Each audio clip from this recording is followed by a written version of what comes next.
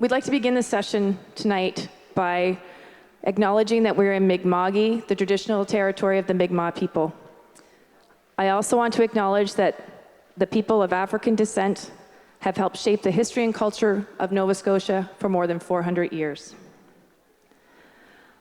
I'm pleased to introduce the interim president and CEO of Nova Scotia Health, Karen Oldfield, and Health and Wellness Deputy Minister Jeannine Lagassé, who will provide an update on the work underway to improve the health system and answer your questions. With that, I'm going to ask the Deputy to say a few words. Thank you very much, Nancy. Thank you all very much for joining us here this evening. I wanted to let you know that Michelle Thompson, the Minister of Health and Wellness, was to be here with us tonight, but the scheduling changed in the House of Assembly. So she's in the House this evening, so she wasn't able to attend. But she wanted me to tell you that she really wished that she could be here with you this evening. Really, we're starting a bunch of conversations with you here tonight, and then for the next 2 months across the province.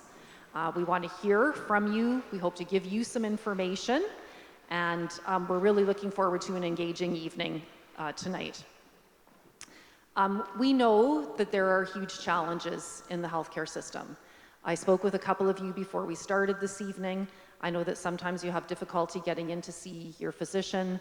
Sometimes you're waiting a long time for surgery. Sometimes the hospital is closed. That there are a number of challenges in your community that we're going to talk about this evening. But we'd like you to know that we started last year at this time, and we did a tour across the province to hear from healthcare workers. We did that with Minister Thompson and the Premier. CEO Oldfield and myself did the tour. And what we took from that tour, we turned into our plan, Action for Health. It's our strategic plan for the health system. Karen's got a copy of it here. I think there were some cards that have been given out this evening in regard to Action for Health, and it tells you about our 6 solutions for healthcare.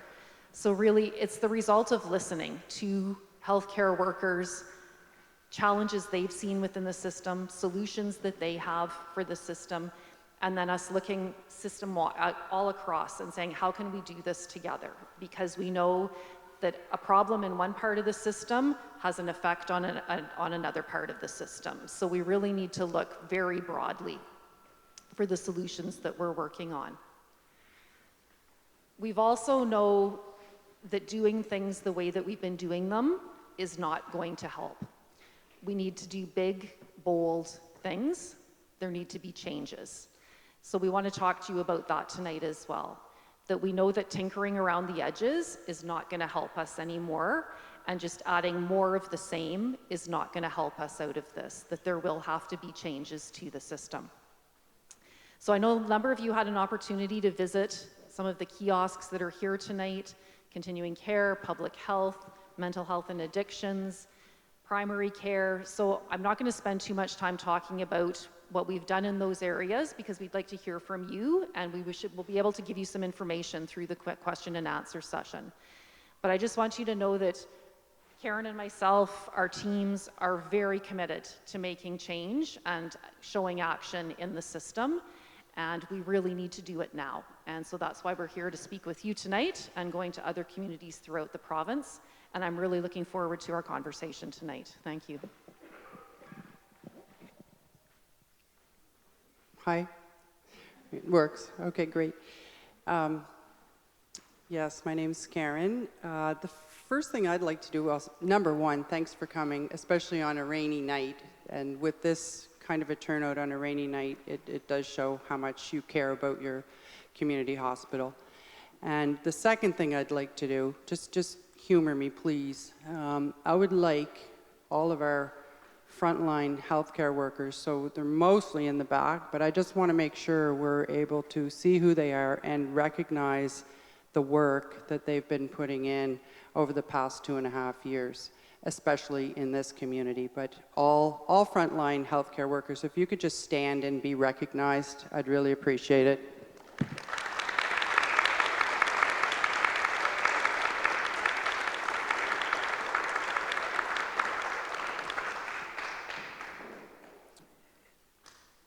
I think just that round of applause shows how much you are valued, and we can't say it enough, and it's hard, you know, when you're sitting in the corner office, it's hard to get that out as much as you possibly can. So I really appreciate it, and thank you all. I've got a million things that I could talk about tonight, but we really want to hear and listen. I'd like to maybe touch on 3 things before we open the floor to questions. I met your mayor. Where's Mr. Mayor? There he is. I met the mayor, and thank you for introducing me to a number of your community residents and councillors. And I said, well, you know, what is on your mind, Your Honor, and what do people want to hear about? And he said, most people would like to know, you know, what's the plan for the hospital? So I'm going to start with that. And the starting point is the equivalent of a city of Sydney came to this province over the last 2 years and a bit. That's 29,000 people. 29,000 people came to this province. They either returned home or they came from another province or country. And those 29,000 people, it was kind of unplanned, just like the pandemic. Because in large part, the pandemic brought all those people to Nova Scotia.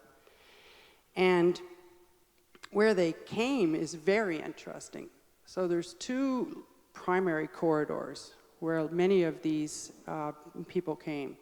So the corridor from Halifax to Kentville, and the corridor from Halifax to Bridgewater. I'm generalizing, but more or less, those 2 corridors are where the bulk of the people came. So I look at your hospital here, which I had an opportunity, the last time I came was the middle of summer. John Gillis and myself drove up, boiling hot day, and the, you know, it was neat as a pin, flowers in bloom, everything was beautiful, and the entire town was beautiful. It was just blossoming. A beautiful place to live and a beautiful area. There is no plan to do anything but grow that hospital, okay? No plan to do anything but grow. And the reason why is because this is where the people are. The people have come to a corridor of as I say, between Halifax and Kentville, where we need to actually augment services. We need to do more, okay, not less. So I don't want anybody walking out of here tonight thinking that the master plan is less. It is not, okay? Do you hear me? Okay? Yes, and there's radio, there's cameras, and a reporter here that's taking notes. No plan, guys. Now, that's not to say we don't have challenges, and I know that one of the topics of conversation is the ER and the hours of the ER, so I understand that. But, you know, the hospital's just received some major investment. I will also tell you that the ORs are still a little bit underutilized, and the plan would be to have that infrastructure fully working. Second thing I wanted to mention, right off the top, I spoke to an individual in the audience here tonight who their primary care provider is the nurse practitioner, whom I don't know. Maybe here, I'm not sure. I don't know that individual, but I do know they're worked off their feet, like most people in the healthcare sector. And the plan is to bring another nurse practitioner to town. That's the plan, and actually very shortly. So we have a very interesting model that we want to put in place that we can talk about here tonight that will allow those with a family doctor, those who are attached, and those who are not attached to be seen. And that will be augmented by the nurse practitioner. And the final thing I wanted to talk about before we turn it over to you is physician recruitment. You have, I think there's 2 new physicians have been recruited fairly recently, and another one shortly to come. Is that right, Maria? Yeah. So just wave your hand back there. All right, there's Dr. Maria Alexiadis. Okay? Yeah. She's not that tall, but she's really mighty. Okay? She's not that tall, but she's mighty. And Dr. Alexiadis is one of the leaders of our primary care network, and she knows everything there is to know about primary health care in Nova Scotia. And one of her jobs, of course, is to support the recruitment of physicians. And I raise this because the mayor was explaining how proud he was and members of the community to tour new physicians around to show them what we have here, what you have, show them everything there is to see. And that is a really important part of recruitment. We would be fooling ourselves if we think, we can just send a letter to somebody and say, well, come on to Nova Scotia. That's not the way it works. There's a lot of care and time and nurturing and showing and having people feel good before they will make a really big decision to either change provinces or change countries or come to a brand new place. And so I was very happy to hear the mayor talk about the commitment, and that's what brings recruits to an area. It is a recruited physician or other healthcare professional wants to feel that this is a place they can put down roots. So I'll just start with those 3 things, and really, we're here for you and here for your questions. So I'll back to you, Nancy. Thank you. Thank you. So we are going to move to the question and answer portion. And I just want to say that we may not get to every question, but we will do our very best to do that. Some of the questions that were submitted ahead of time online, we may only be able to answer part of the question. Sometimes I had more than one question embedded in them. And if it has a broader appeal or interest, that's what we'll get to. We are going to do our best to follow up directly with anyone who asked a question. If you filled out a card and have asked me to read them, I think those are here. I'm going to start by reading a few that are here, and then we'll move to the audience and then we'll read a few more, and we'll just go back and forth, if that works for everyone, I hope. Again, for those who want to ask the question on their own, you can put your hand up, and we have microphones around, so you don't have to get up. We'll take it to you. So I'm actually going to answer the first one myself, which is bold because I'm not really answering questions. I know. No, the first question was around the accessibility of this building. And so someone just asked if it does have an access ramp, and I just want to say yes, there is an access ramp just to the left here. These community conversations, you guys are the first, which is exciting, but all of the locations for the community conversations were inaccessible spaces to ensure that everyone could attend. So yeah, the ramp is out there, so that was a question. Okay, so now that these next ones are a little harder, so I will pass them over to the experts. So this first question, I think you've spoken to it a bit, but I will ask it directly. And it's with respect to physicians. So doctors are hard to get in our area. Has there been any thought given to getting more nurse practitioners available and giving those nurse practitioners the powers they need to do the job? I want that question. It's so interesting. So I gotta start by going back a tiny bit, and then I'll jump to the question. The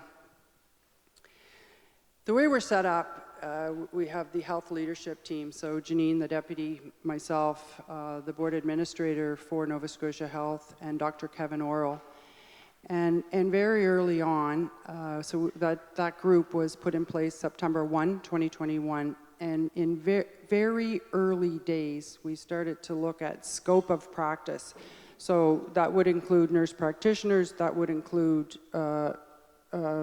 all members of the healthcare chain, if you like, pharmacists, OTs, PTs, you name it. Because what we knew for fact is that not all practitioners are working to their full scope of what they are allowed to do. So I see some heads nodding. So healthcare workers here, I hope you would generally agree with that statement. Okay. So we know that the healthcare workers have been trained and have the experience and are allowed to do more. So we got to find ways to have them do more. So this is one of our challenges. And I'm going to tell you a story that makes all of that very real. But first, on the question of the nurse practitioner, this comes up time and time again. We need more nurse practitioners. That's the bottom line. And I'm looking at you because we discussed this just prior to the start. We have, right now in the province, we do have over 100. I think we have like 128. We need more. The class size has just been increased from 25 to 40, which is good. We also, in the spring sitting of the legislature, amended the law to enable nurse practitioners to admit and discharge patients to and from the hospital. So that was a big change and helpful. So the nurse practitioners, they are allowed to have 800. They are allowed to have a patient panel size of 800. And so, that's a big chunk of patients. So here's the story I just wanted to share. I get a lot of emails from especially nurse practitioners who have felt that they're not truly valued in the system for all of the skills that they have and can bring to the table. So I don't understand that, because my message to our staff is find them, hire them, as many as possible.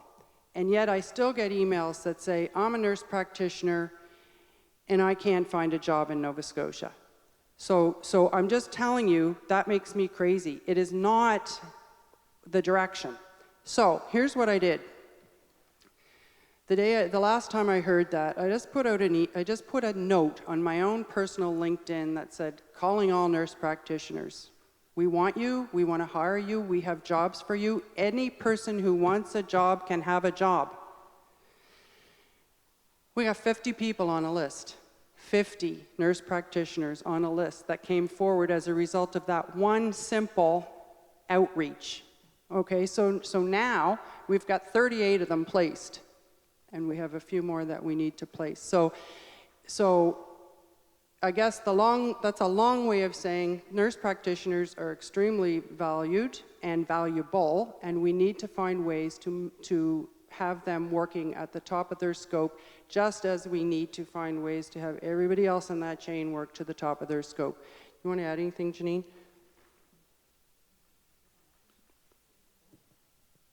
So if you know nurse practitioners, I put right on my LinkedIn, they call me directly, and they did.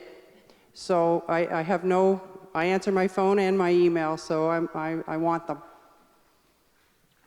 Thank you. I wonder now if we should move to audience question. I'm just going to stand up so I can see people. You okay with that? Oh, we've got somebody in the front here with a question. I feel like I'm like, hello. I pick you. Yeah. And I kind of shot my hand up because I wanted this to align with the nurse practitioners. Thanks. That's okay. Hi, how are you? Oh, the microphone makes me nervous. So in line with what you were just talking about in terms of nurse practitioners, I think that's really what we need a lot more of. But I have a question about like equitable access to care. And so for a lot of people, depending on what they're going through in their lives, depending on transportation, depending on their past experiences within a healthcare system that isn't always kind or fair, they will not access care in a hospital, and sometimes not a pharmacy. And so I'd like to pose the question, like, how do we help connect people in community with the care that they really need, that's equitable to those who are okay walking through the door. Like, we can't have an expectation that everybody is going to be okay walking into a hospital or a doctor's office. And so my question really was, like, how do we provide community-based care outside of the scope of just a hospital setting? And I think nurse practitioners are the answer to that, but they have to be like willing to go places where people. We have an answer for Yeah. Well, that's good. We have a thought. I'm ready. So we have a two-part answer. We'll both actually give part of this answer. So what I would say is we've been thinking a lot about that. And actually, in Action for Health, we talk a lot about community wellness and equitable access, because we know that access has not been equitable, and you've hit it right on there in your question. So one thing that we did do is we've established within the department an Office of Equity and Engagement, and one of their roles is to go out to community, to hear from community how community would like to have service delivered, what would be best for them. And over the course of the next year, there was legislation passed this spring that requires us to prepare a health equity framework. And so it will take all of that into account, and not just delivering in traditional ways, but really hearing from community about how service should be delivered in community. And then I think Karen can give you a specific example of some of the things that NSH are working on. Can I just ask a super quick follow-up? Sure.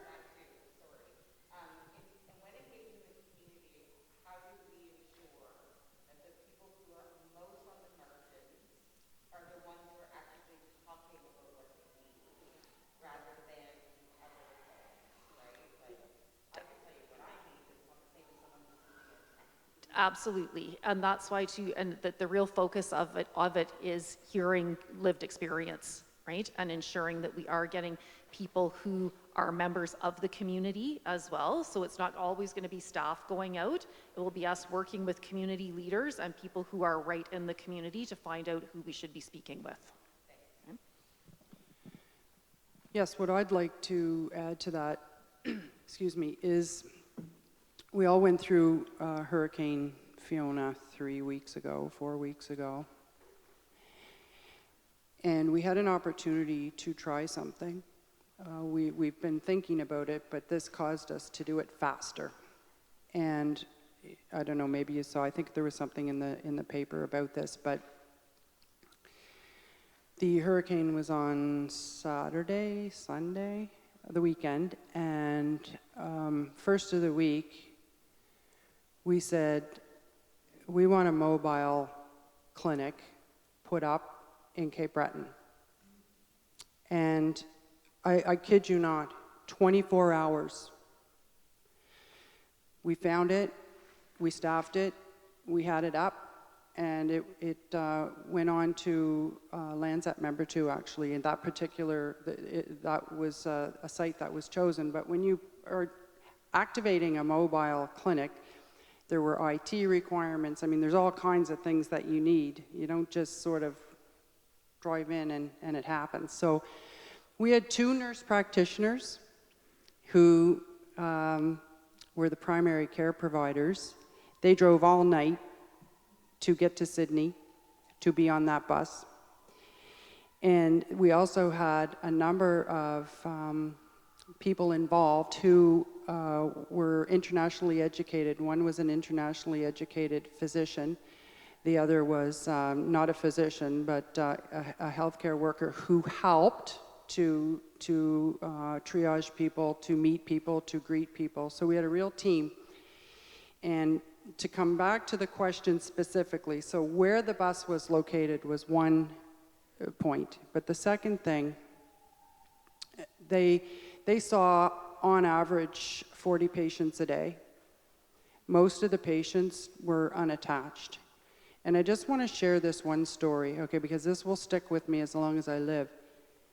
One of the last patients they saw, it was a family, a young woman with a baby, an infant, and the dad and the grandmother, and they came, and they were worried that their car wasn't going to make it, but it did. And they got out of their car, and the mom was unable to feed the baby. They didn't have power. They had lost, contact. They were really in dire straits. She was very upset, and, I can't feed my baby. I can't feed my baby. They're going to take my baby. She was desperate. Those nurse practitioners and that entire team just wrapped their little arms around that family. They gave them everything they needed immediately, and then gave them paths to how they could get through the next few days and weeks. And then they tell that story. It still sends. I'm telling it secondhand. Maybe you heard it firsthand. It's emotional. So the long and the short of that story is that mobile bus is going to be operating in communities that need it around this province. And it will have different kinds of care providers on the bus depending on what the community needs. So what one community needs is not necessarily what another one needs. Okay, so, and we have the opportunity to switch people in and out depending. So we are all over it. So when I said we were thinking about doing that, that was in the planning, and we just had to accelerate it. So now we're going to accelerate it even faster. So long way of answering your question, but that's the story.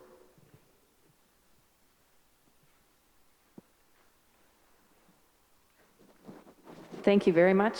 I'm actually going to go to one of the submitted questions online. And we are going to try to move through the questions so that we can get to as many as we can. We have lots, and know that based on even what we've heard right now, I know that at some point there will be a response. If it's not directly tonight, then I'm sure that we will be following up on questions. So this question that was submitted was around mental health access. So the question is, why are social workers doing the work of psychiatrists in our mental health system? And why can't we see a psychiatrist for free instead of being sent to other care providers? I'm going to start, and then if it's okay, Dr. Vincent, I might ask you to step in and give us a bit of information as well. But I think that we've been doing a lot of work in the area of addictions and mental health. And part of it is that there are different tiers that people need, different types of care that people need along the spectrum of mental health and addictions. So not everyone does need to see a psychiatrist, that sometimes they might need a different tier of help. And so what we're working to do in the work for the Minister of Addictions and Mental Health is we're looking at how we can provide universal coverage for all of those needs across the entire spectrum. So it's not that we don't want people to see a psychiatrist, it's we want people to get the right care from the right provider, and then through the work of universal coverage, we would be able to provide that at no cost to Nova Scotians. So that work is underway. It's not going to happen immediately. It's going to take us some time through this mandate to get that work done. But we just want to reassure people that it's about us helping to find the right provider at the right time for an individual. And I don't know, Dr. Vincent, would you like to add to that? No, thank you very much. I think you said it all. Before coming here, I worked at our Access 24/7 clinic in Edmonton, and I actually saw more patients that I didn't prescribe any medication for than those that I actually prescribed medication for. I think it boils down to also mental health literacy in our community, and really people understanding that in mental health and addictions, we work as a team. Usually, all team members know a little bit about what the other person does. From the patient's point of view, they may feel that they need medication to address their stress. Maybe you are going through some challenge. That may not be the exact recommendation that may come from a psychiatrist. If somebody is having a psychotic episode, that's a clear indication for them to receive immediate medication. But if you've had a problem at work, you're feeling very stressed, it doesn't necessarily mean you always need medication. And so the team members, including social workers, nurse, mental health therapists, are usually aware of some of the indications for referring a patient to a psychiatrist. We'd all love it if we all are able to see a specialist, like a cardiologist, because you're having a chest pain. But you can imagine we only have few cardiologists, and therefore you go to see your family doctor, who's also reasonably educated around that, will do some basic investigations, and if the need arises, can refer you. So I do empathize with those who would like to see a psychiatrist, but are not able to. But I think it also speaks to the need for us to be able to educate the public more about the function of each of the team members on the mental health program. And certainly, if you've seen the social worker or the mental health therapist and you feel your issues are not being addressed, you can raise that with them, and they would certainly escalate and make sure you get to see a psychiatrist. Thank you.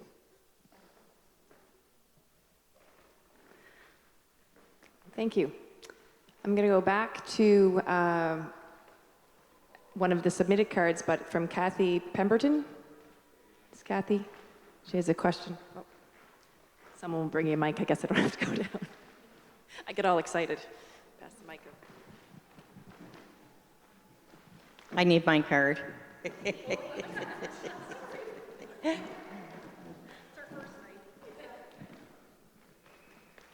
Have this as will be a well-oiled machine at the end of these, but.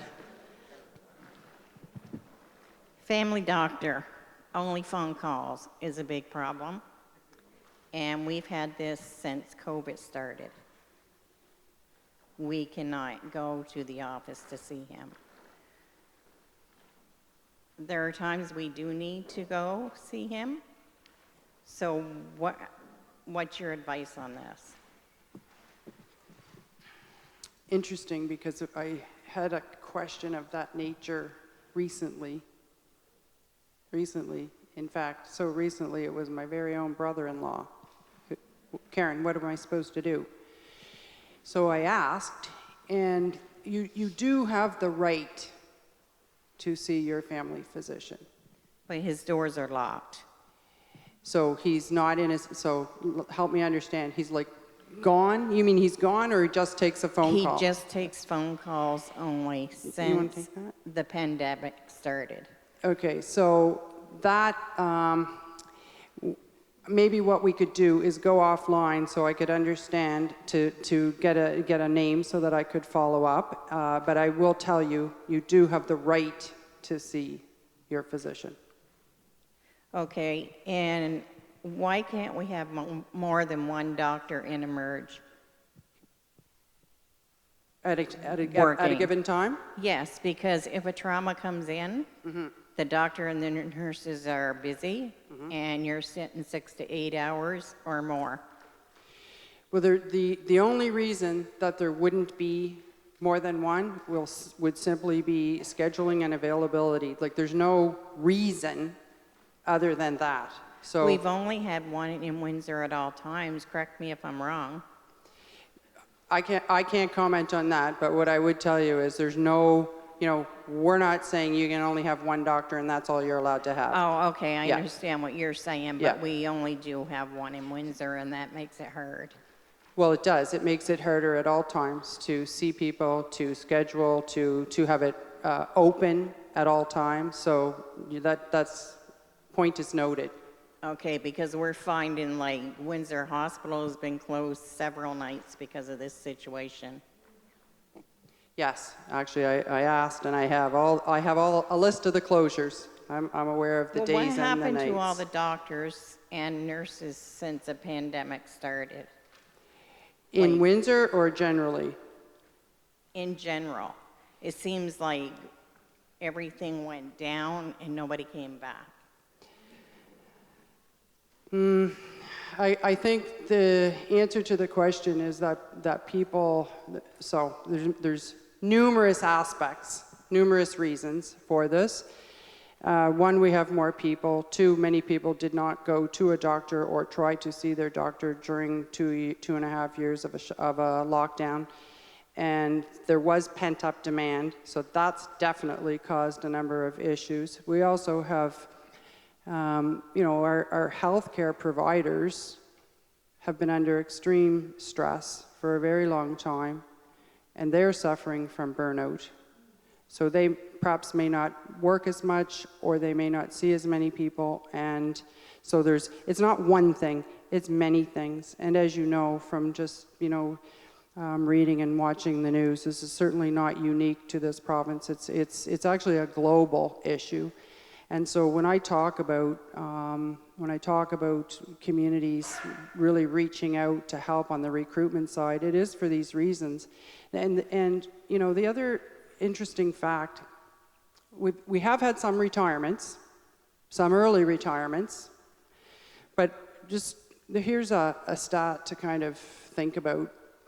When doctors practice differently today, younger doctors, physicians want different things, and there are different tools available for them to practice. We have doctors graduating today who, they had the internet since the day they were born.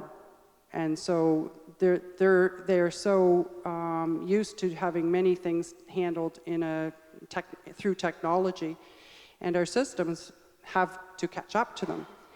Anyway, the point I was going to make is that the numbers say that we will need approximately 3 new grads to cover off 1 retiring doctor. It's a different way of practicing. And so if we have to recruit 3 for 1, that will tell you very quickly that we need, doctors, but we also need those nurse practitioners and others who can help us to complete the picture. So your question's right on the money. There's no one straight direct answer. I could talk about this for 2 hours. Thank you. I'm going to read another one of the online submitted questions. And this one pertains to our academic institutions. So the question is, how can academic institutions educating our new healthcare employers, particularly in nursing services, be monitored and evaluated and encouraged to adapt their practices to fit the urgent healthcare needs?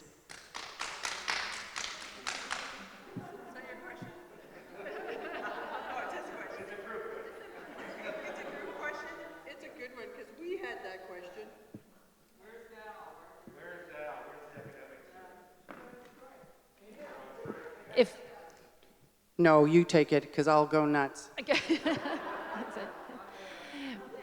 We talk about this a lot. Like, seriously, we do, because we know that students are coming out of programs, and it's taking months and months and months to get them floor ready to work or to go to do their right. So what we're saying is, we're talking to the universities, all of them, and all of the post-secondary programs about that. Like, what programs are they delivering? Are they delivering the programs that we need? Are they graduating the types of students that we need? So we're engaging weekly, literally, with the institutions on these questions, because we have them as well.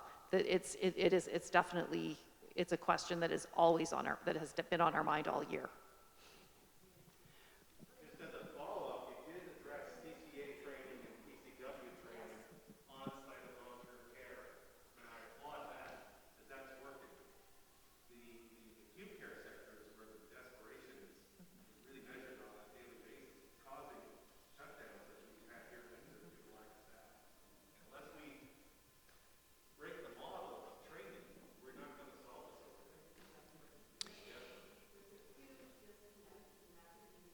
Let's give you a mic. Let's have a mic down there so everybody can hear, please. This is a very important question, so let's take our time and pick our way through it. We're co-sharing this question. Oh, me? Our colleague, Leah. I'm a registered nurse, and I work with professional practice, and I worked in Windsor Hospital for many years. Karen, behind me, is also a registered nurse, and she tells me this evening that her son is in nursing at Dalhousie and didn't pass one of the clinical courses and has to wait 6 months before he can take any other course in nursing or an elective. So that delay, that is a huge delay for not just him, but a number of the students. Okay, so that question came up in, I think, yeah, so you had submitted it in advance, so I wanted to make sure I had the answer specifically correct. So we asked Dalhousie, and it will be played back to Dalhousie. So you're correct. So the student, misses a course or doesn't achieve the... No, I know it's not. I know we're not picking on a person. I'm just generalizing. So if a nursing student misses a course or doesn't achieve the mark that they need to achieve, they have to wait because the courses are only given certain times. So they're on hold. Their life's on hold, and I don't get them. So physicians and units don't get the help as quickly as they could. So I'm actually not going to give you the answer here, what Dal said, but you can see me after. It's on my phone. But the long and the short of it is, I asked our IPPL folks, interprofessional practice and learning, what's the best thing to do? And the best thing to do, Karen, we have to go have a little chat. So here's what the chat looks like. We're taxpayers, we're all taxpayers here, and the universities need to work for us. They need to work for us. And so we have to find the ways to adjust the programming so that it works for us. Because what perhaps worked 5, 10, 15 years ago doesn't work today. The minister, if she was here tonight, she would tell you she's been a nurse, an RN for 30 years. And when she graduated from nursing school, she could not get a job in Nova Scotia. She had to take part-time work, more than one job. She could not get a nursing job in this province. Now, can you imagine? Here we are 30 years later, and now we can't find enough nurses. So what worked doesn't work. And when Jeannine talks about changes, that's what spurs change. If it doesn't work, we got to fix it.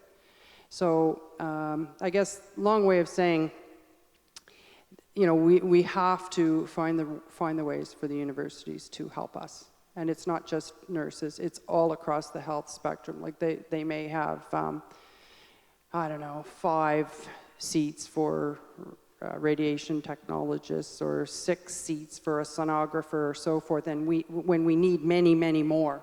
So it's high on the list, I assure you. We just got to break it. We got to break the mold.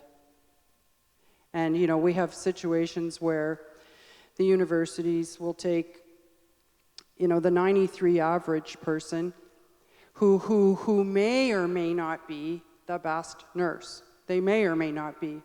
But it's the mark, it's not the aptitude for nursing, which is assessed. And I don't want to be taken as beating up Dal or St. FX or CBU, all of whom have nursing programs, but the fact of the matter is they need to work for us. I mean, us, the people.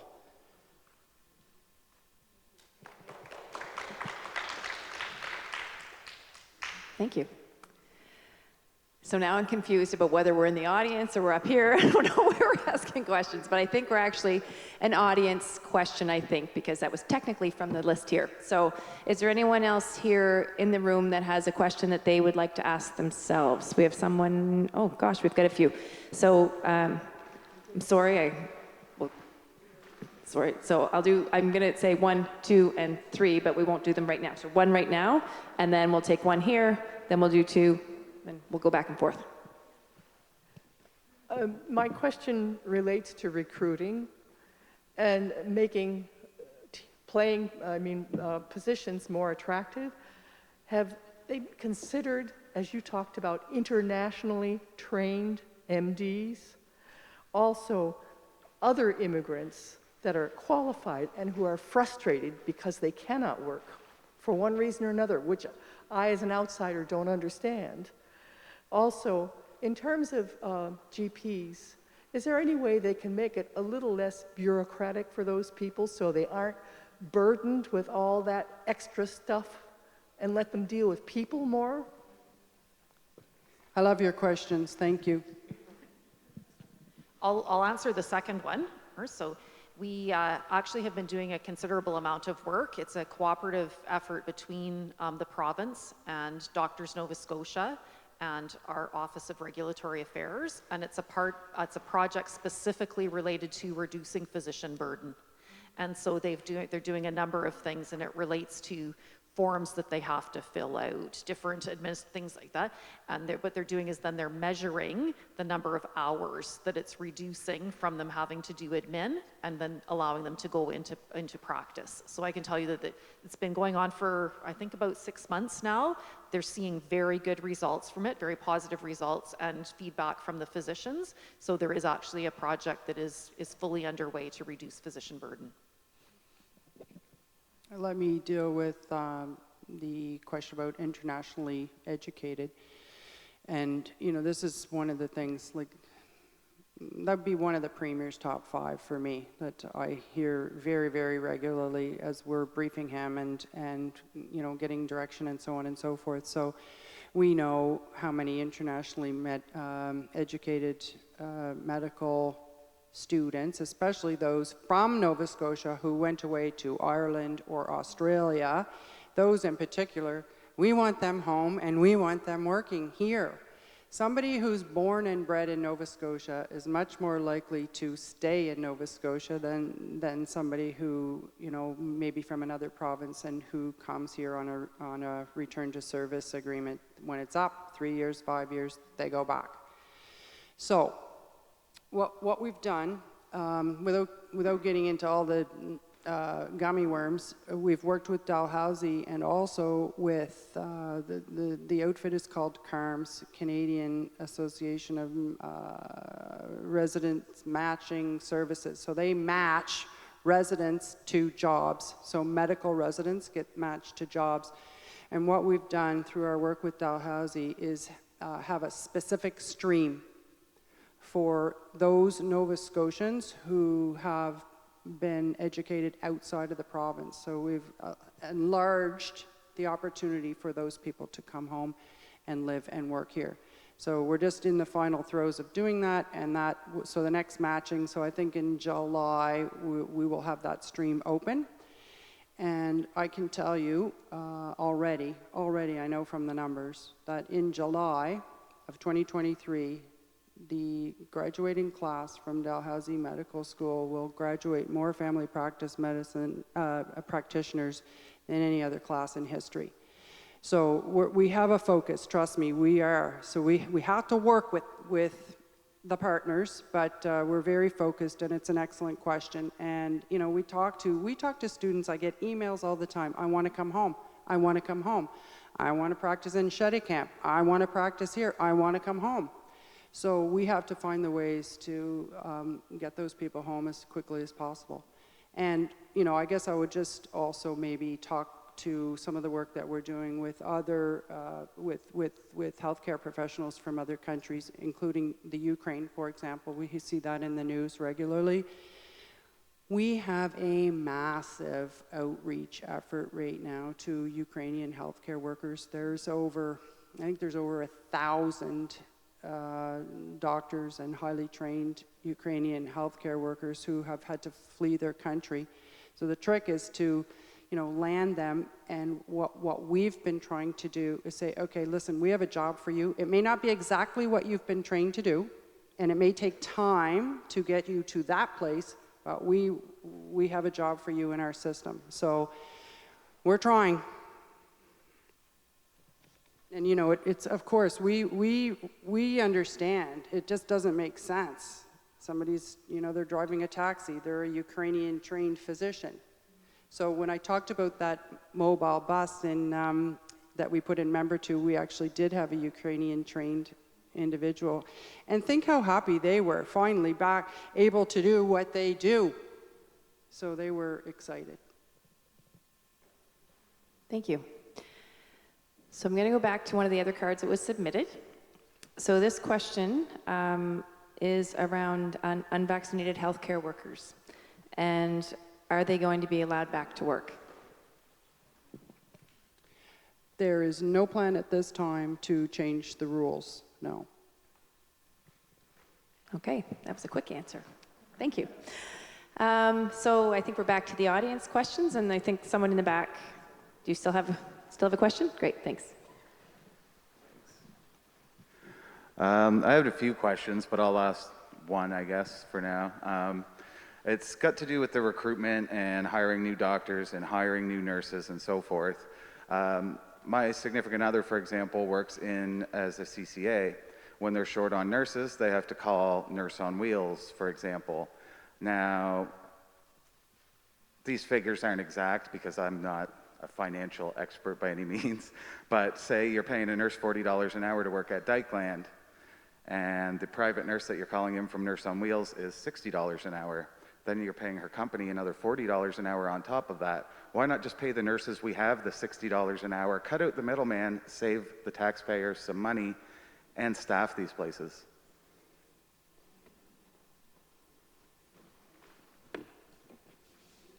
I think we're just trying to decide who's best to take it. So I didn't really follow your math, but it's okay. I understand the gist of the question.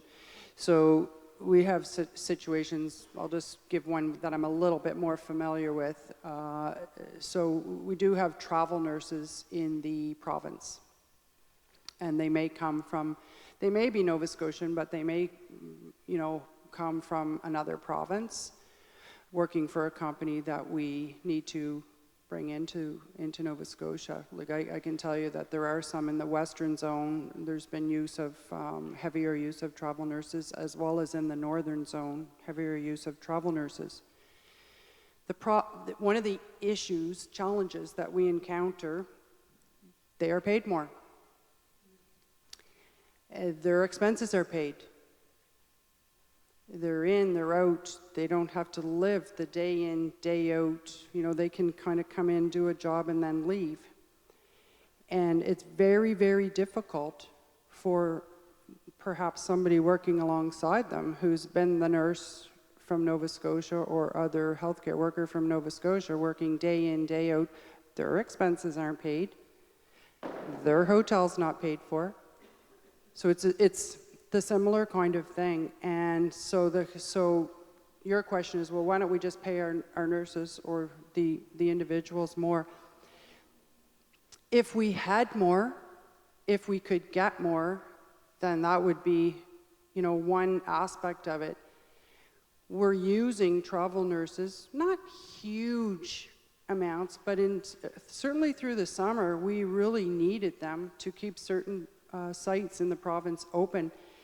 And I get proposals once a week from companies, global companies. Oh, we can supply your nurses, we can do this, and pay me this and pay me that. That's not the answer. The answer is we have to go back to the Dalles and the St. FX's and the CBUs. We need more seats, we need more Nova Scotians, we need more CCAs, we need more of all of it, and pay a fair wage. So that's not a perfect answer to your question, but it's kind of where we are right now. It's not a question of not wanting to pay. It's a question of let's find the folks and find them rewarding work in their area of expertise. Anything you want to add, Jeannine? It's a hard question. It's a very hard question, because I think also it's figuring out there's a number of different things that will both recruit and retain people, right? And so I think it's the complexity of what our retention program has to be. So I think we all know that pay is one element of that, but there's also working conditions, there's the ability for your partner or spouse to be able to have employment, education, schools for your children. So we're looking at it across the spectrum, and we're working with communities on that. It's another element of where we need to look at different communities and what that community needs and what they can do for their providers. So it's really about retention and the different prongs of that strategy that we need to implement. And we aren't there yet. I think we would admit that, right? That that's one of the areas where we need to do more work for sure. But thank you for that question. It's a tough one. Well, I would just add, though, as I'm thinking of it, this is so the president of Nova Scotia Nurses Union, Janet Hazelton, is very concerned with travel nursing as it's attractive. It's attractive. So if you are a young person, you're 24, you're 25, you're just out of university, you can become a travel nurse for a few years, or you can move to Texas for a few years, or wherever. Like the world is your oyster right now. As a nurse, as a healthcare professional, with technology taking walls down, you can work remotely. It's a challenge. It's a challenge. So we really have to work hard too. That's why I was pleased that everybody acknowledged our healthcare workers here tonight, because we don't want them to go, of course. But on the other hand, I can see how a young person could want to leave Nova Scotia for a few years before they come home and settle. I can understand that. So we have to work double hard. Thank you. So I'm going to take another one from a submitted answer. This one is a little bit of a tough one, and I think it might be for the deputy. Okay. So this is around, so we talked a lot about population growth in the area and the corridor, or you mentioned that. So the question is around, the Premier of Nova Scotia says that he'd like Nova Scotia's population to grow to 2 million. How do we create the infrastructure to make that happen? And just in a couple minutes, you can just... Oh my God, just in a couple minutes? Just figure that out. Do you want to talk? Oh, I'm going to start. Oh, she knows what she's going to say. Well, today, this afternoon, we had a conversation about, we're trying to take action now, but we're also planning for 10, 20, 30, 40 years out. And that's really what this is about, right? It's about planning. And so we need to serve our needs for today, but we're trying not to take any action today that will prejudice us into the future. But if we don't anticipate that future, understand where the trends are going, what the population is going to be, and it's an all of government piece of work that needs to be done, because we need to make sure that we're projecting correctly. But then for healthcare workers, for instance, we need to know or hospital infrastructure. To bring all those people in too, you need to have housing for them, you need to have schools for them, you need to have all of the pieces of infrastructure, not just health infrastructure for it. So really, I think it's about planning and ensuring that we're anticipating not just next year, but up to 40 years out. Agreed. And I would simply add to it by saying that we can plan till we're blue in the face. It is action. And the reason why I say that is because this nursing shortage was projected. This nursing shortage was projected. So, we have no interest in setting a system up for failure in 5 years, 7 years, 10 years. It is action. And so we try to talk a lot about action. It doesn't mean that we don't have our eye on the long term, but we're trying to do things as quickly as we can today to make up for lost time and then get onto it. So. Thank you. So I think there was another question in the back over here. Yeah. Here comes your microphone. Thank you.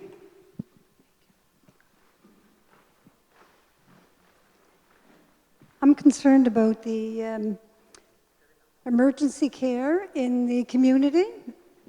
If the emergency department is closed, there needs to be some access, some way that people can get somewhere else and somewhere to go.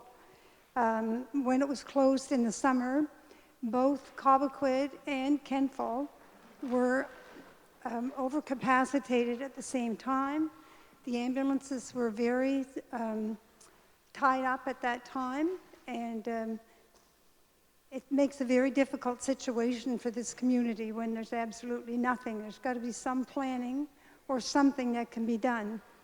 I also think that this community definitely needs a walk-in clinic, one that people can just walk into and not have it booked ahead. There's many seniors, many people do not have cars. There's, in surrounding areas, you know, there's people like miles away, they can't travel all over the place looking for something opened. And I'll just quickly say that I think virtual care should be open to all people. You said that a few minutes ago, everybody pays taxes, right? So why should just people that don't have a doctor be able to get virtual care without paying for it?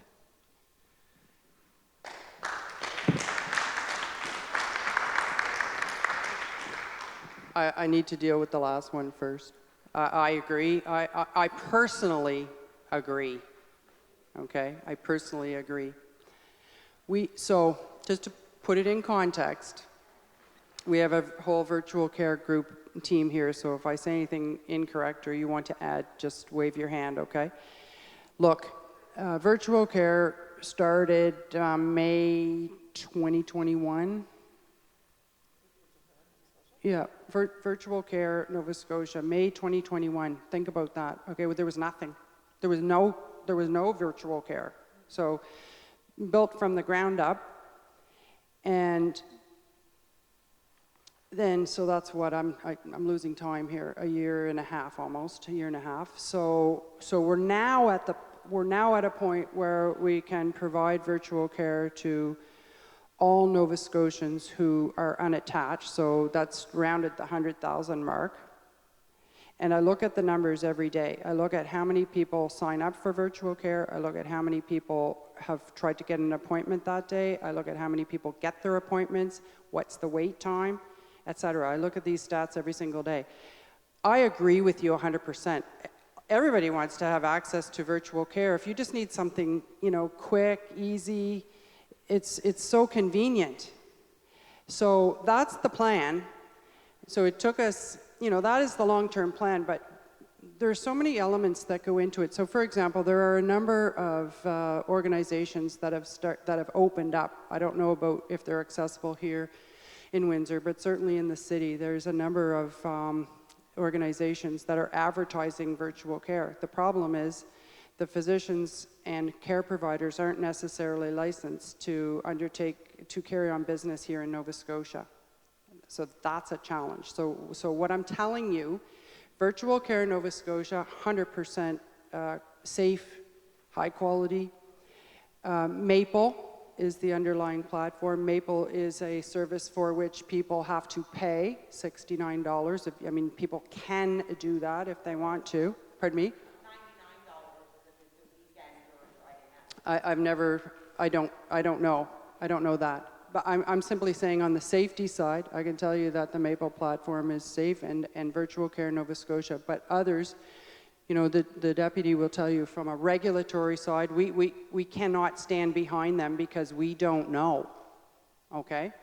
So, long way of saying it's going to take us a little bit of time to extend virtual care in Nova Scotia to all Nova Scotians, but that would be the plan, okay? Yes. On the question of the ER, as I said earlier, I did look at the stats. I've seen the number of days and nights. There's no easy answer to that either, other than, as I said at the opening comments, there is no plan other than to grow and develop your hospital here. The ER is a very important part of that, and that would be a fundamental piece. So I take your points, and we just try to do our very level best. Is Dr. Sam Campbell here? I don't think he is. If he is, I didn't meet him, but I can tell you, you have a champion there. He turns over every single rock to find people to staff that ER. He does not take this lightly. He's working day and night to find people to staff the ER, 100%. Thank you. So I think we're going to change it up a bit, and we're going to stop reading these questions and just go to the audience to make sure that people that have questions have an opportunity to ask them. So, yeah? Okay. I'm trying to see who has their hands up, and some of them are more subtle than others. So we have a question here. Thank you. I'd like to talk about the nursing situation. Some 30 years ago, all the hospitals in Nova Scotia trained nurses. Why can't they do that today? They were turning out 1,500 to 2,000 nurses a year. Now the universities are turning out 500, 600, 700, and that's it. That's why we have a shortage. We've changed the training program, and now it's coming back to bite you in the face. That's why we have no nurses.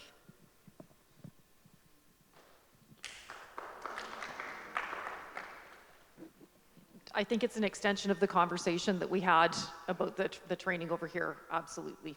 Yeah. Yeah. Yeah, I know you, yeah. Absolutely. So is there anyone else that has, did you have a follow-up question? Sorry? Okay.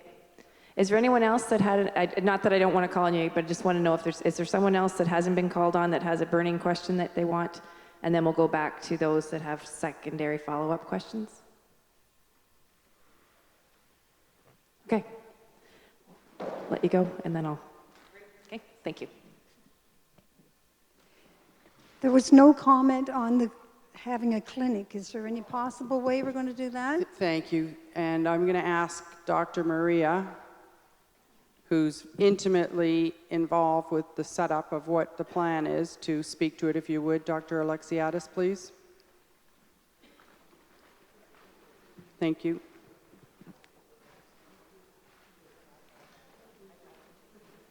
And I'm sorry, I just forgot that you asked that one. Sorry. Thank you, and thank you for that question. Yes, I do think I know a lot of things about primary care, but I'm learning a lot from you all here tonight, so thank you very much for your input, and that's why I was here to listen. So part of what we're trying to do is making sure that we're providing the right care with the right provider at the right time. So we're looking at different models.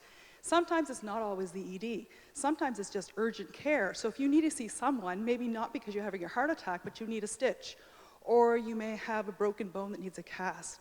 So what we're trying to do with this new announcement that you heard from Karen is create something where we can have access for people who don't have a primary care provider, and those are called PCCs. You'll get used to the jargon. I get used to it.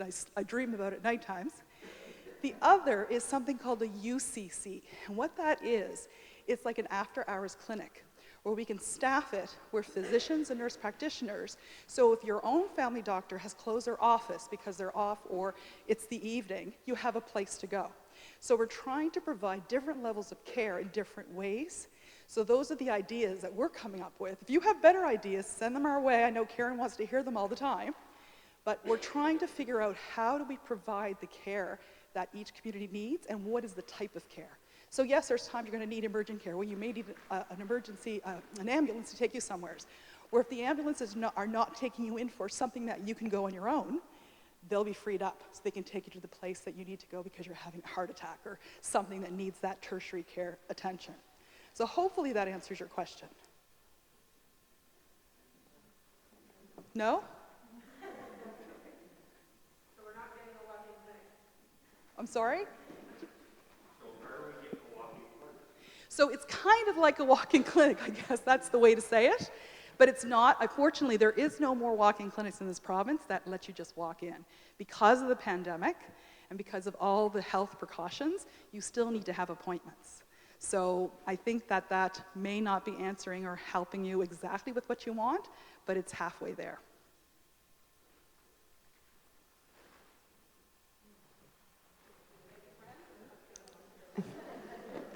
Thank you, Dr. Alexiadis. Yes, thank you. So we have another question here. Oh gosh, you guys are gonna hate me.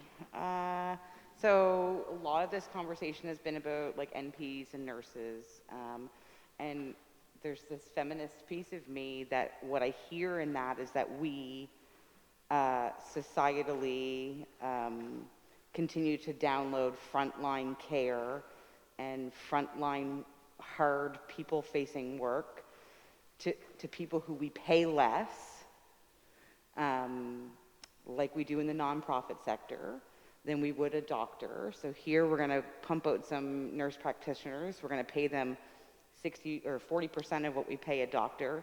We're going to ask them to have an 800 patient caseload and have an expectation that they're going to perform to a certain level that's going to satisfy all of our needs. And the reality is what's the percentage of those folks that are femme identifying?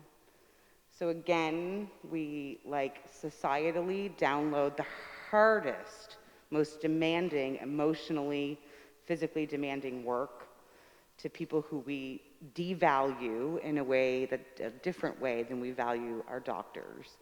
So I guess my question is, how do we do that while still respecting and paying people what they're worth for the work that they're doing? A nurse practitioner is as valuable as a doctor, and often more so. What are they being paid?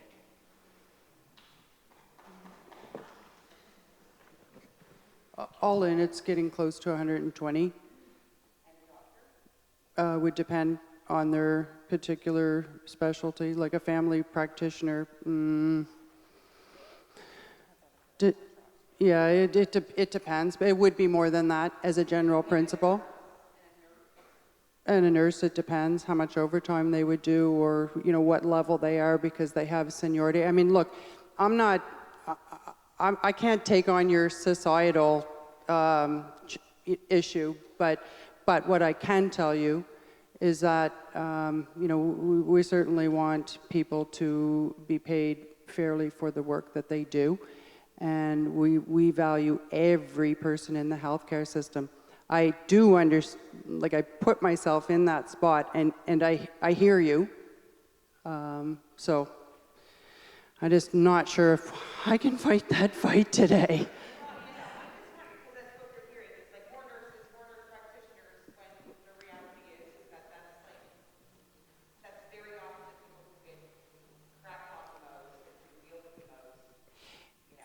I think that I would like to comment on that, because what we have seen, it's a bit sad, because what we saw at the beginning of the pandemic is not what we're seeing now.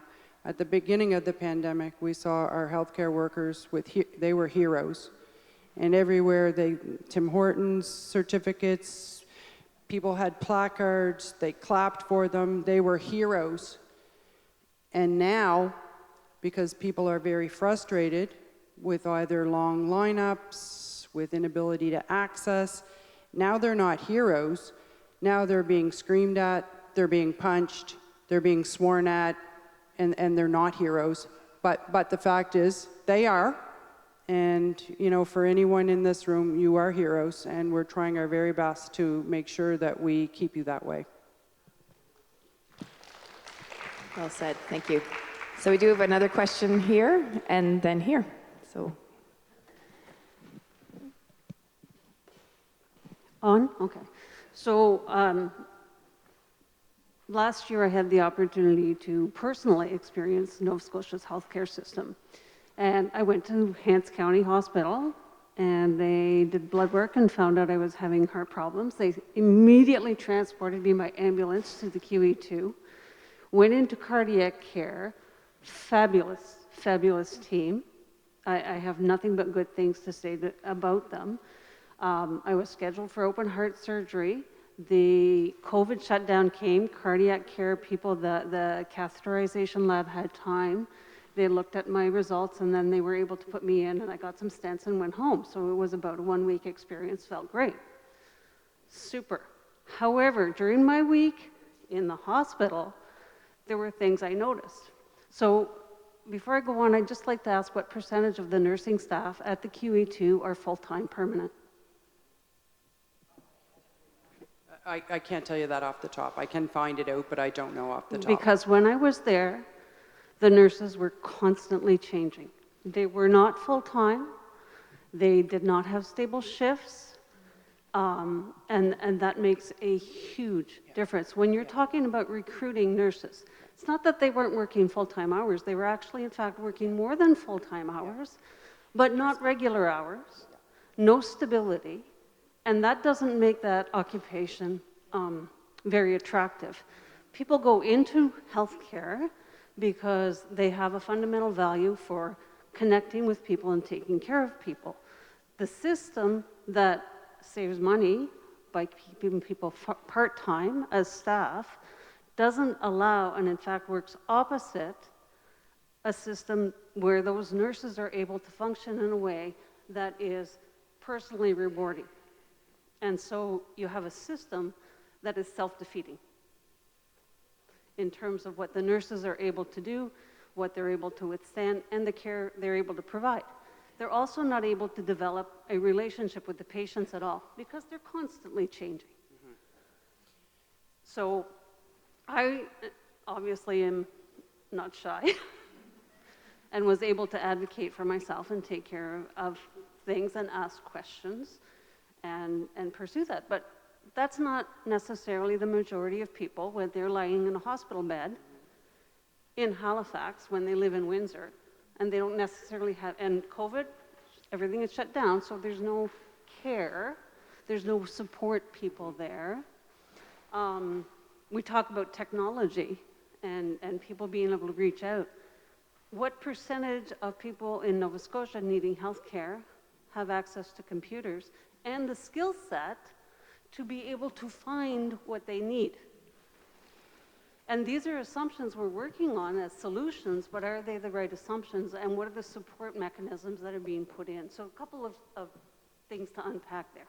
Very good thoughts, and shared, certainly shared, have been tabled, and don't have every one of them solved. But let me take a stab at what we've done. On the latter part first, we worry about that all the time. I worry about folks who have access to technology, but also who know how to use it. So sometimes it's two different things. And you know, interestingly enough, the foundation at the Aberdeen Hospital Foundation, they have a demographic there, an older demographic, which has one of the most highly challenged unattached populations in the province. B, they don't have a lot of access to computer, etc. So what the hospital foundation did was they teamed up with the library to put a computer station in the library and trained people to help folks on virtual care in Nova Scotia. So if you can get to the library, you are able to be helped through setup and an appointment. So that's one thing they did there. What we try to do is share the best practices so that if there are other communities who think that's a good idea, then they could do that or something like that. So definitely take your point. And you know, there's places in Nova Scotia who don't have good, stable internet connection. So yes, it's an important point. On the nurses, you couldn't be more right. You couldn't be more correct. We have full-time, part-time, casual. Every single casual nurse has been offered full-time work. If they want the work, they can have the work. There is no issue with being hired full-time, none. Some nurses prefer to work casually for their own personal reasons. Some people want to work part-time for their own personal reasons. But I will tell you that the tap is not turned off. Only so many full-time, so many part-time, and everybody else has to be casual. No. So if, for example, you know of a casual nurse who wants to be working full-time, I'd like to know. So I would just share that. And at the time that you were there, I'm not sure that would have been petered down. I don't know. I did have another point. Now I can't remember what I was going to say. Do you have anything you wanted to add to that? I just wanted to make sure that you knew that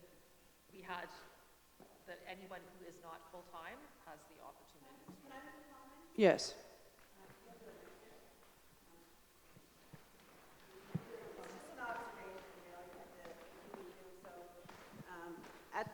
At the Q, they have a different union, so it would be NSGEU, and it may be more difficult to identify who the RNs and LPNs are.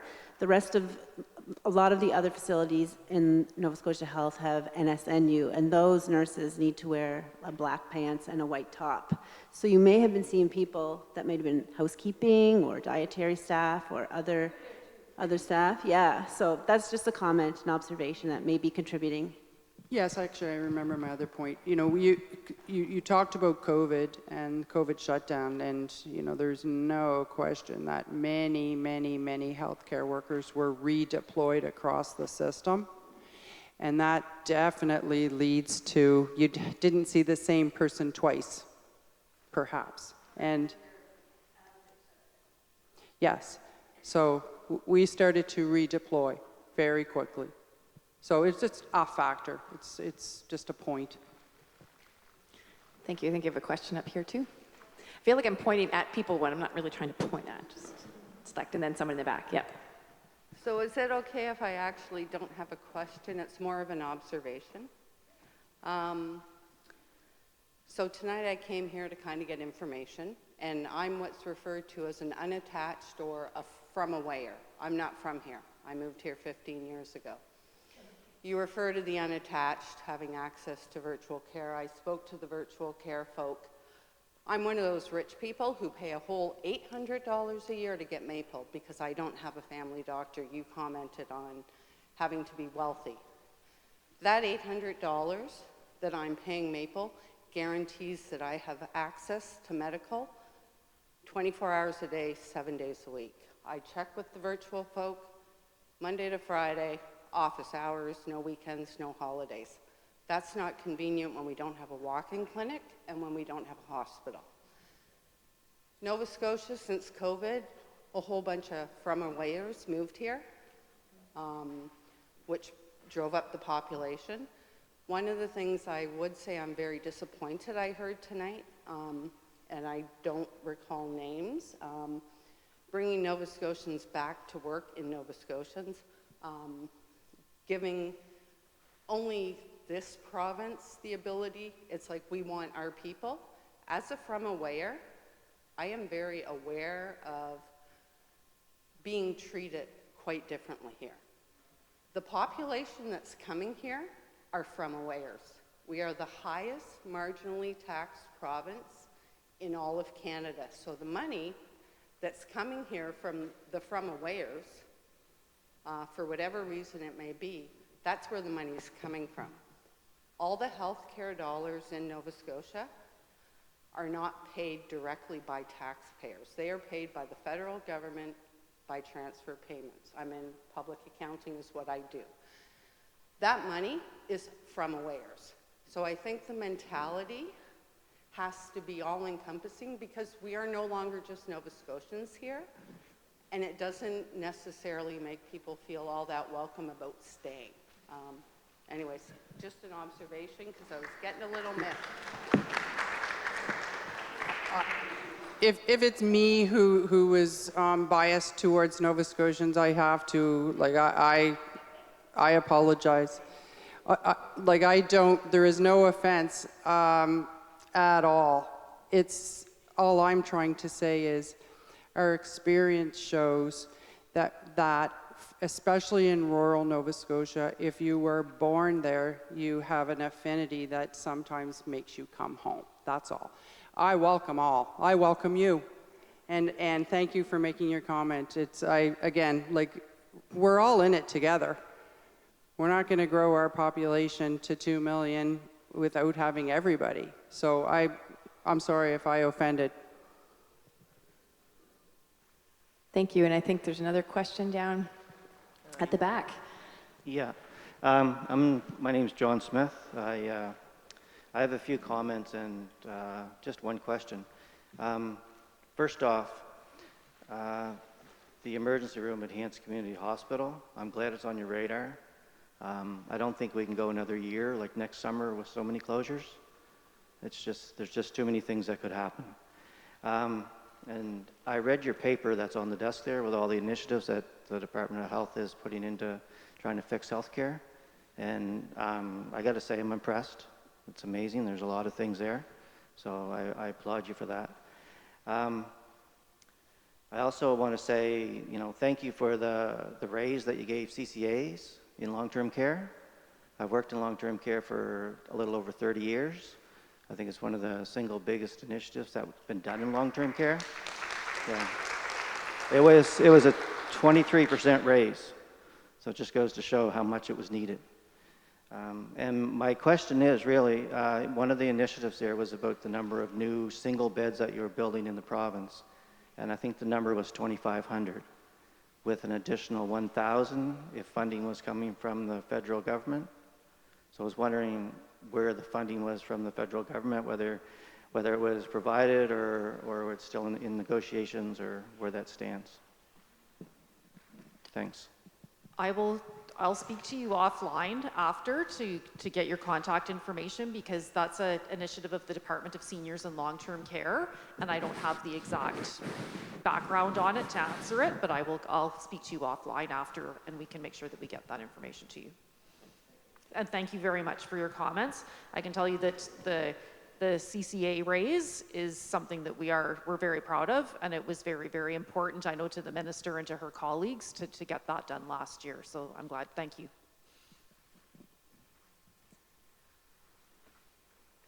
Okay, do we have any? Oh, I feel like I'm an auctioneer. Is there anybody else? Yeah. You said the unvaccinated healthcare workers, you have no plans of bringing them back. Why is that? At this time, just the policy of the public health folks and NSH is that we will not be changing to bring the non-vaccinated back to work. That's always something that's always under review, but at this time there is no change, so I can't comment any further than that. Why is that? I can go and visit at my workplace, but I can't go to work.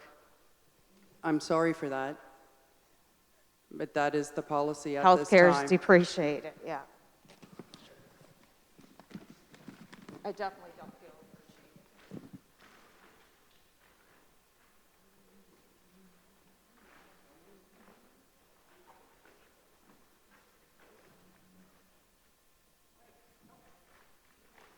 So there's another question at the front.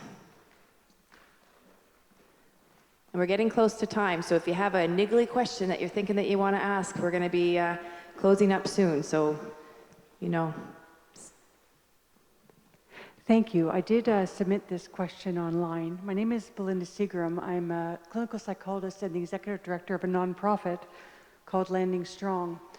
And we're in Windsor. Our mandate is supporting veterans and first responders who've been injured in line of service. People who are constantly put in harm's way, they're traumatized, and they're looking for supports. And we provide intensive programs for them. Often nonprofits are formed as a stopgap because appropriate services do not exist to manage these unique healthcare needs.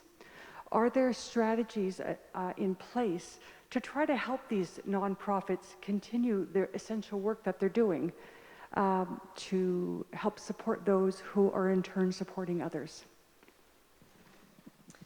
Yeah, in Action for Health, we do talk a lot about community and different organizations. And so, yes, I would say that part of in working with community, we would include nonprofit organizations in that as well. And so we know that the nonprofits are a very important part and deliver a number of services. I'm looking back at our colleagues from Addictions and Mental Health. I know that there are a number of not-for-profit organizations who work that, yourself. And so, yes, very, very important part. There's also, we're looking at different ways to grant to organizations, right? Because we know that often sometimes stable funding is one way that we can help to support the NGOs. So that's all work that's being undertaken under Action for Health.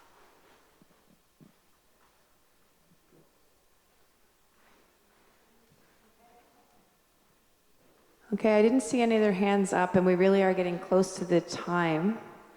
And I just want to say thank you to everyone for coming and your participation tonight. There were some really, really good questions. And I am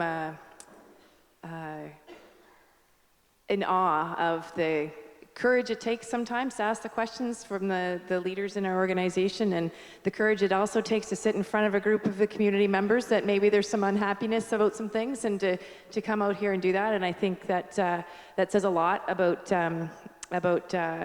the direction that we're going. And so thank you for having your voices heard, and thank you for hearing the voices, and we look forward to continuing these conversations. Thank you.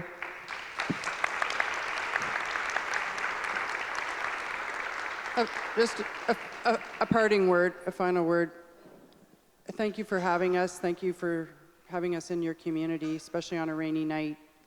Look, we're all in it together. I mean, there aren't sides. There's only one. And the only way we can properly do what people need and want is to know. So that's really why we're here. And I wouldn't see this as a one and done either. This is kind of, you know, listening, being informed, understanding the challenges and the opportunities are the path forward. And so I personally appreciate it, and thank you. And thank you, Jeannine. Yeah, no, thank you very much. Yeah, no, thank you very much. We said we wanted to come to hopefully give you some information and to gather some as well, and I know we've gathered a lot. So thank you very much for coming out this evening.